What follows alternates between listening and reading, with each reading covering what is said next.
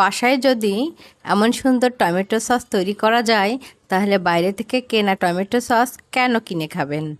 আর এটার রং এতটাই পারফেক্ট এসেছে কোনো প্রকার রং ছাড়াই। বাসায় থাকা টমেটো দিয়ে তৈরি করেছি আজকের রেসিপিটি। আমি এর জন্য 6টা টমেটো নিয়েছি। এগুলো আমার বাসায় ছিল, বাচ্চারা খাচ্ছিল না, ও রান্নাটাও করা হচ্ছিল না, তো আমি এগুলো দিয়েই বানিয়ে নিলাম টমেটো সস। আমি টমেটোগুলো এভাবে কেটে নিয়েছি। টমেটোর যে নিচের যে শক্ত অংশটা, বোটার অংশটা, ওটা আমি কেটে বাদ দিয়েছি।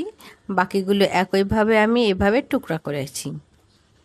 টমেটো কাটার আগে কিন্তু অবশ্যই ধুয়ে নিতে হবে, পরে আর ধোয়া যাবে না, তাইলে ওর ভিতরের নির্যাস বিচি সব বের হয়ে যাবে। এবার আমি একটি কড়াইতে টমেটো দিয়ে দিলাম এবং পর্যাপ্ত পরিমাণে পানি দিয়ে আর কোনো কিছুই না সেদ্ধ করে নিব। যতক্ষণ পর্যন্ত নরম না হবে ততক্ষণ সেদ্ধ করব। আমার সস টমেটো তৈরির জন্য রেডি, সেদ্ধ হয়ে গেছে। আমি এগুলো ঠান্ডা করে তারপরে ব্লেন্ড করে নিয়েছি। অবশ্যই ঠান্ডা করতে হবে, নাহলে ব্লেন্ডারের উপরে চাপ পড়বে। এই যে ব্লেন্ড করে নেওয়া হয়েছে, এটা অনেকটাই মসৃণ হয়েছে, কিন্তু এগুলো কিন্তু ছেঁকে নিতে হবে। আমি একটি পাতলা কাপড় নিয়েছি। এভাবে আপনাদের বাসায় সুতির যে কোনো কাপড় এভাবে ছেঁকে নেওয়ার মতো সেগুলো দিয়ে ছেঁকে নেবেন। তবে যদি ছাঁকনি দিয়ে ছাঁকেন তাহলেও কিন্তু এভাবে একটু ছেঁকে নেবেন, কারণ এতে অনেক বেশি স্মুথ হয়। আর দেখেন কোনো প্রকার কোনো কিছুই না, এর ভিতরে কোনো বিচিও নাই। একবারে খুব সুন্দরভাবে টমেটো থেকে রসটা বের হয়ে এসেছে। এবার আমি দিয়ে দিলাম স্বাদ মতো চিনি, আর দিয়ে দিলাম সামান্য মরিচ গুঁড়া।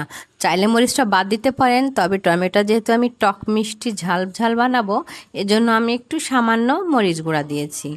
এবার আমি এর ভিতরে তেঁতুলের কাপ তৈরি করে নিলাম। তেঁতুলটা ভালো করে আমি একইভাবে ছেঁকে নিয়েছি এবং ওর ভিতরে দিয়ে দিলাম। এবার দিয়ে দিব ভিনেগার। ভিনেগারটা অবশ্যই দিতে হবে। আমি 1 চামচ ভিনেগার দিয়েছি। ভিনেগারটা দিলে এটা সংরক্ষণ করা যাবে। এবার আমি দিব কর্নফ্লাওয়ার।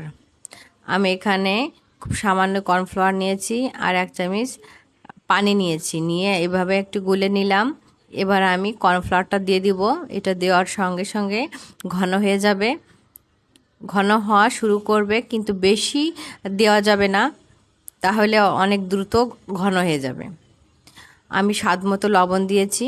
নাড়তে নাড়তে আমার টমেটো সসটা রেডি হয়ে গেছে। দেখেন কোনো প্রকার রং ছাড়া কতটা সুন্দর হয়েছে, আর টমেটো সসটা রেডি।